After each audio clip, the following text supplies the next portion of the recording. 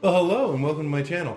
I just got a viewer request recently to do a custom figure. It's a cartoon Urko. Now, I vaguely remember the cartoon. I think I saw a couple episodes on YouTube. I didn't see it when it first came out, but, the viewer had sent everything I'm going to need to create an Urko, a cartoon Urko. So, I thought, hey, let's try. So that's what we're going to be working on today. We're going to be working on a cartoon Urko. So I hope you stay with us. The head that my viewer sent is this one right here. It comes from Dr. Migo. Pretty cool. I think this came off of a model figure and was casted into a head, which is really neat. This is one of my favorite sculpts. I've painted this before, but today is going to be a cartoon Urko. So first thing I do is I usually just kind of like clean off the sculpt just to make sure that there are no like residues on there that'll inhibit the paint from sticking. I have a spray paint here that I'm going to be using to paint the head to I guess prep it and prime it. And it's this one right here. It's called a brown and it's by Rust-Oleum. I also have some other paints over here. If you've been watching the channel for any length of time, you know that I use this brown boots for my Klingons, and I use it for my Planet of the Apes figures. Because it matches the body of the figures pretty well. I found a substitute because this is no longer available, and the substitute I found is warm caramel, and it's also a satin paint. So those of you guys who are doing like Klingon bodies or Planet of the Apes and you can't find the brown boots anymore because it's discontinued, this is a good substitute right here. Okay, but today I'm going to be using my brown paint to go ahead and prime the figure. So I'm going to go ahead and let this dry, and I'm going to do that, and I will be right back. You can see that brown paint is a pretty good match for this body. This is the dark brown classic TV Toys body. So I just use this Rust-Oleum flat brown, and it seems to be a pretty good match. So what I'm going to start with is I'm going to start with his eyes. Now, if you have this head, you know that the eyes kind of like are looking over to the side, right? They don't look out straight, which is pretty cool. I think that was part of the model itself. So let me go ahead and get these in real quick, and I can let them dry. So when you're painting the eyes, you just got to make sure that you use your finest tip brush, so you can get a good coverage on the paint. That little pupil in there is causing me problems, but everything else seems to be pretty easy. The eyes just seem to be the hardest part of the figure to paint. And to get them to look right can be difficult sometimes. I think it's just basically practice. And a steady hand. You got to stay inside the lines. I think I'm done on this one. I'll paint the pupils. I'm not the pupils. The colored portion in after this dries. But I think I stayed in the lines. So I think I'm. Ooh, hang on.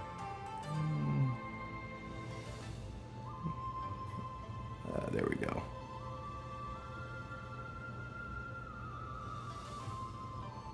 All right. I think I have the eyes. Oop. So I'm going to let those dry, and then I'm going to do the colored portion. I'll be right back. When I paint eyes, what I usually do is I start in the middle and I kind of work up. So these are a little offset. So I'm going to start here in the middle, and the pupils are already established. So it's not going to be difficult to do. So start in the middle and work up. And they kind of look, like I said, look off to the side, which makes this sculpt kind of unique.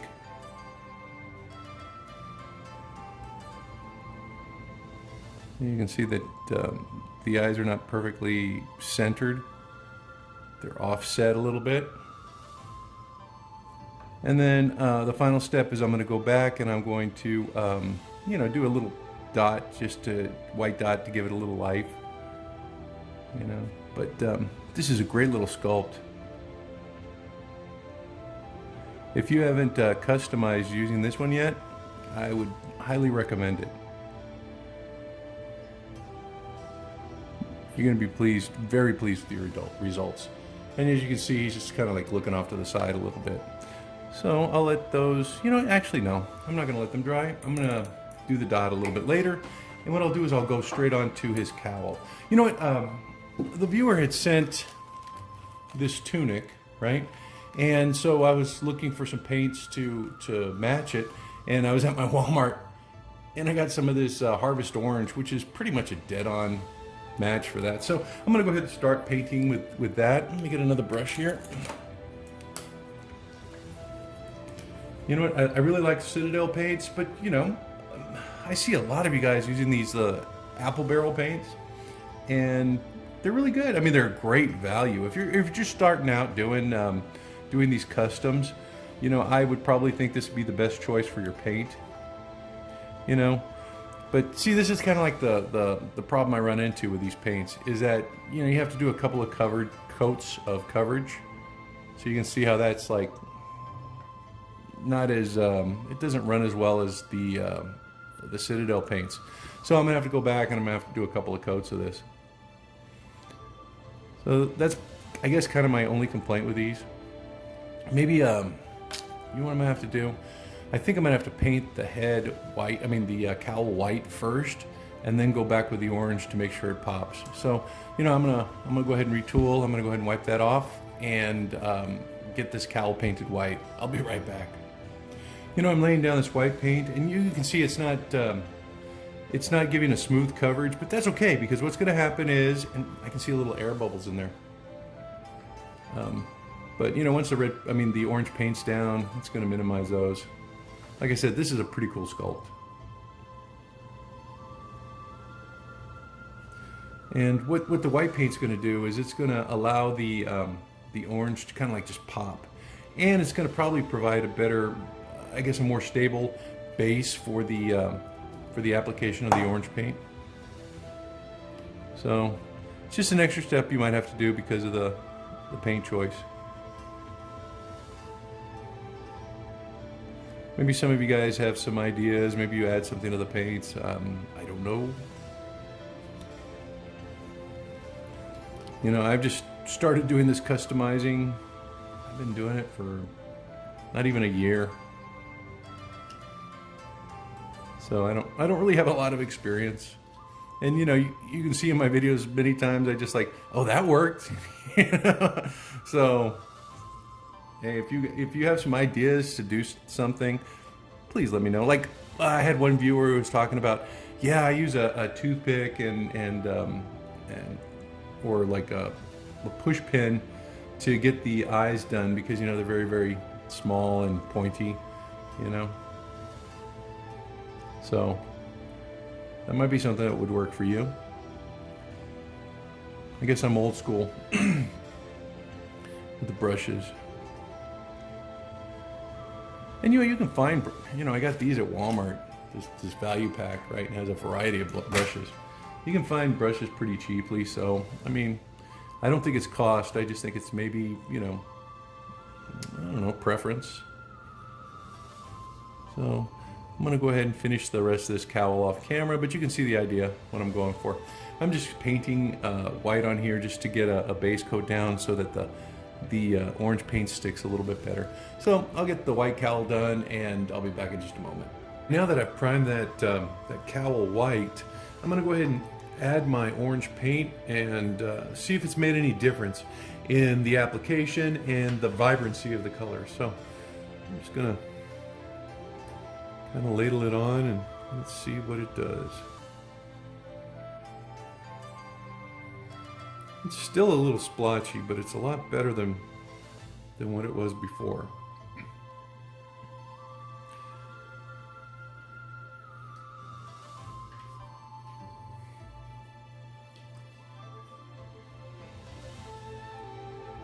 I don't know. What do you think? I guess it looks kind of leathery.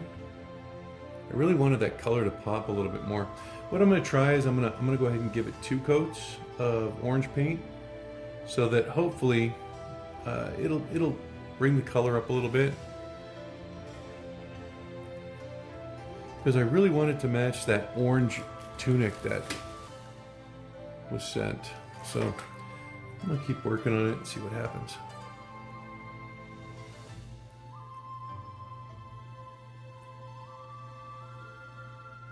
Yeah, as I said before, this is like one of my favorite sculpts for Planet of the Apes figures. And I don't think this was a Mego sculpt. Like I said, I think it came from a model.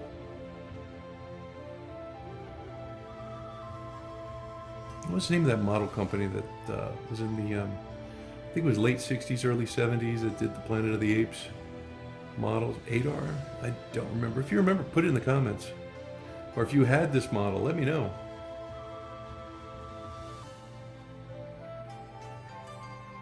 Alright, well, it doesn't look too bad. Let me paint the front and then I'll do the rest off camera. But I want to see how vibrant the color is becoming, or like I said, I think I'm going to need to put another coat on it.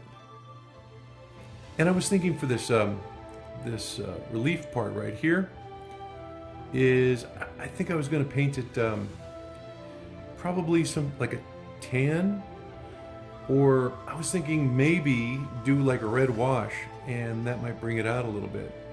If you remember in the cartoons, well, from the pictures I've seen anyway, you know, like I said, it's been a while since I watched those cartoons and I just watched them on YouTube, but there was some red in the front of the cowl on this little decoration. So you can see that the color is starting to pop, right? But it just looks a little splotchy. So what I'm going to do is hopefully I'm going to put another coat on there, and hopefully it brings the color up a little bit. And I'll be right back. I'm going to go ahead and get that done off camera because it's just going to be pretty repetitive. But I will be back for the decoration of this part right here in the front. Okay. Well, it took 2 coats, but I think I'm pretty pleased with it. There are a couple of splotchy spots still, but you know, I think once I spray it with that matte clear coat, it's going to bring it down. So what I'm going to do now is I'm going to take care of the fur. I'm going to take my Abaddon black, same color I used for the eyes, and I'm going to paint the fur.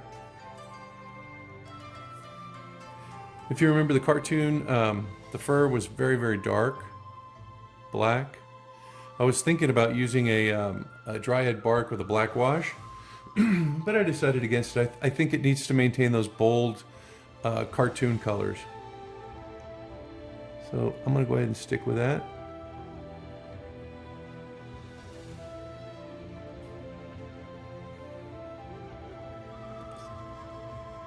This way it provides a good contrast to the skin tones. And the orange. I think this is going to really make the orange pop. Well, at least I'm hoping it is. We'll see.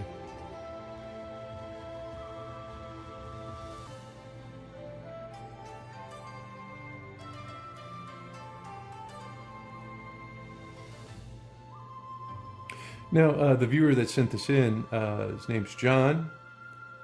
I think he did a really good job selecting the clothes for him, and you know, getting together some really authentic accessories too, like that little bandolier. So, you know, if anybody else is interested in having me paint a custom figure for them, you know, as long as you you all provide the I guess appropriate accessories and clothing, I don't mind doing it for you. Just send me an email. My email is in my About section, and you can get more information on how to contact me there. It's maybe I shouldn't, because I'll mess it up. I'll just go ahead and keep it in the About section. I was gonna give it to you guys here, but I'll probably miss something, and then you won't be able to get to me, and you'll think I'm just, I don't know. So yeah, I think this is making that orange pop. Look where it's meeting the cowl there, the orange cowl. It's providing a really good contrast.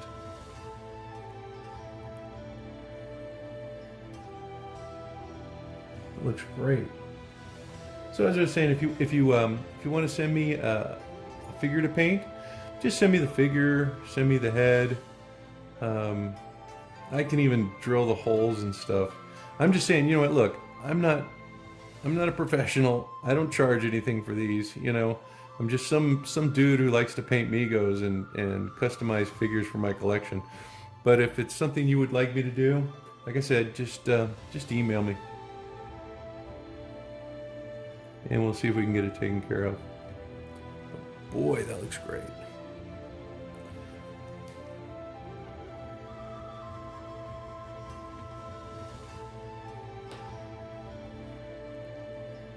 Look at that. Really provides a good contrast to that. I think I'm going to use a wash for that. Let me just get the bottom over here. And I think I'm going to let them dry.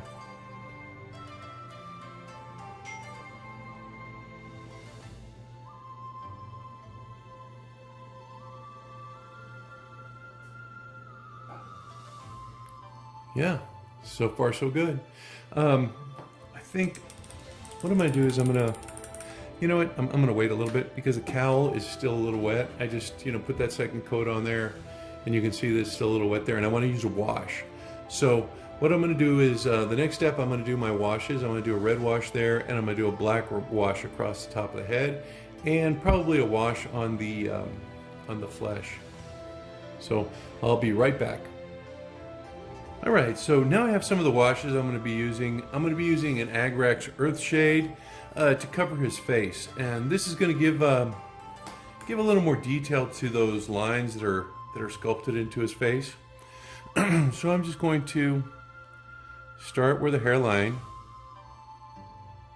meets the flesh and go underneath the eyes, over the nostrils. And you can see that's kind of darkening the flesh a little bit, and it's also providing a little more detail, because what it's doing is it's going into the recesses, right? And it's giving you a more, well, it's enhancing the detail that's in the figure already. You can see that's doing wonders. Look at that. It's just taking care of those lines and bringing them out.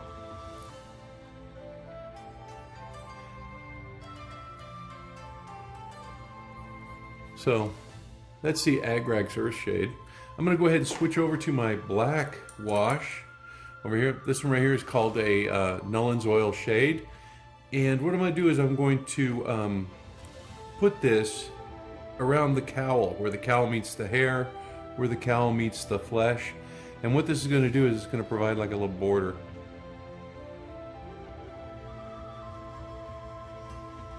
And it's going to shade the inside of the cowl.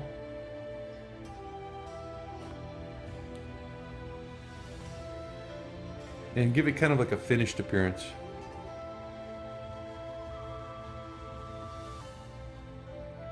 See how that's looking? I'm also going to take it underneath the cowl in the back, just to darken it a little bit.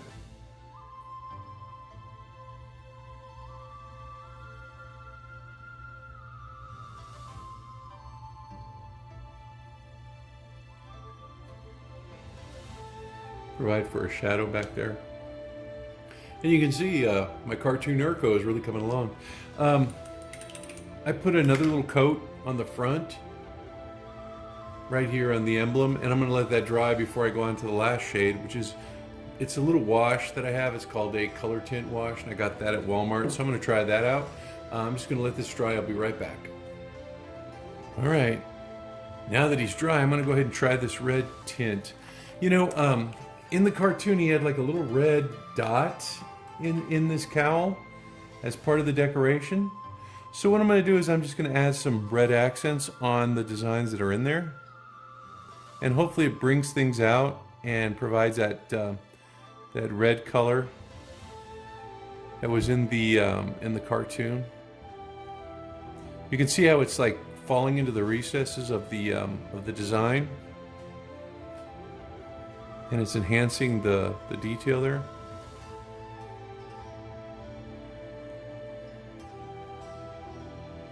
I may still do like some red accents. I don't know. Let's see how this works, and then we'll go a little further if we need to.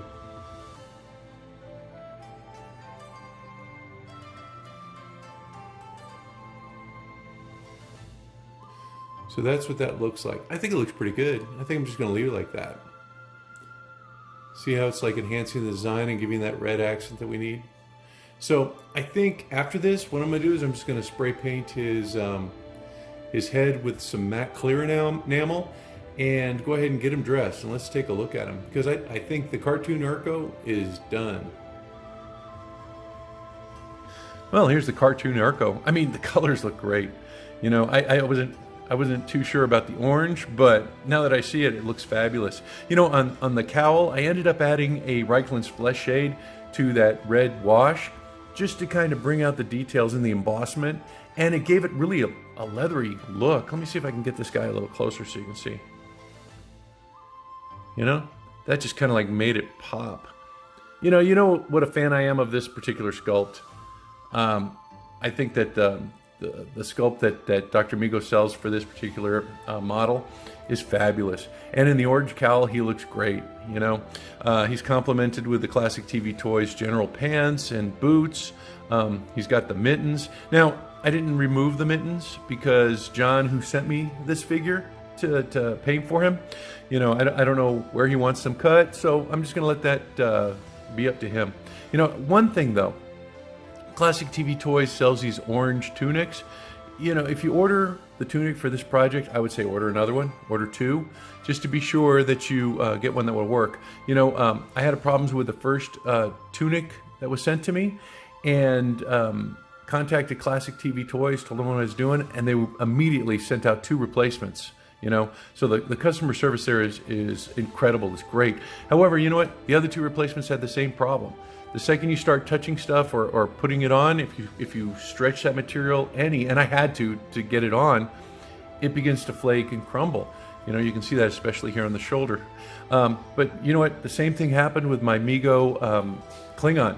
You know, I was changing out his belt, and I rubbed off some of the vinyl material. I think it's just probably because of the age of the material, and it just doesn't age well. But you know, overall, the figure looks great. I'm going to see if we can get another tunic for him, or maybe we can do some sort of process to preserve it. I don't know. Some of you guys are a little more knowledgeable than me when it comes to things like that. So if you have a workaround or a solution, please leave it in the comments below. I'm sure John would love to know about it. You know, if you have a request of a figure that you want to have me do for you because you just can't do the painting for whatever reason, you know, or if, you know, I don't know, materials and stuff like that are a problem for you financially, or if you just don't want to get into it but you want a custom figure, just drop me a line. My email is in the About section, and I can get back to you and we can work something out. I don't charge anything, you know, I don't charge anything for the painting, but you will have to provide the figure, the outfit, you know, and we can go from there. So I hope you enjoyed today's episode, this viewer request. So until next time, y'all take care and have fun with your Migos. Bye-bye now.